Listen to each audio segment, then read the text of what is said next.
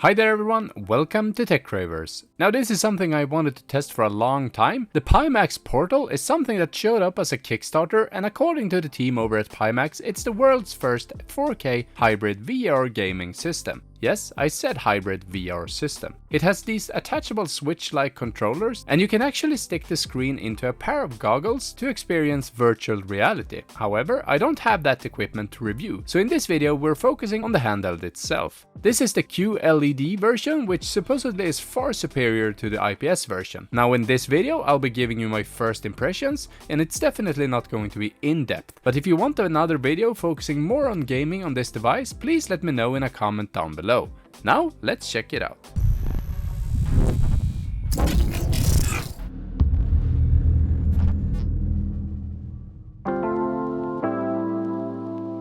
And as with so many handhelds before, the unboxing experience is nothing special. It comes in this white box containing the handheld itself, some legal papers and information on where you can get help if something is wrong, a cleaning cloth and a charging cable. And I'm actually not sure if this is the exact retail box that you will get if you decide to buy the Pimax Portal, or if this is just an early version sent out to reviewers.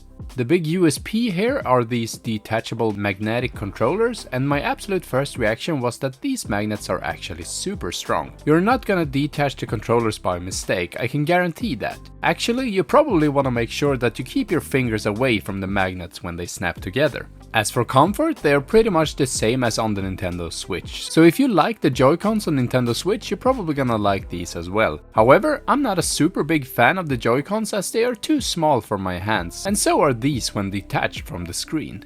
The joysticks are the same as on the Nintendo Switch, meaning once again that if you like them on the Switch you're gonna like these as well. The face buttons are clicky and not the rubber membrane type as on the Nintendo Switch, however. We have stacked shoulder buttons, and L and R1 are clicky while the L and R2 are analog with some pretty nice travel to them. If you press them all the way in, there's a clicky button there as well. The D-pad is what it is, and even though I don't like it, I can understand why they went for this design. If you play with a friend and you use a controller each, both of you probably want some action buttons to use. But to play alone, let's say a fighting game, this is of course the worst possible D-pad you can have. The operating system is a custom-built version of Android, and I'm not sure if this design is going to change in the final product, but on this test unit it's very snappy and it has Google Play pre-installed, and only a few other apps that are actually shortcuts to where you can download them on the Play Store. So the system is very clean out of the box and has little to no bloatware on it. The LEDs around the joysticks indicate how much battery you have in the controllers, and they change accordingly.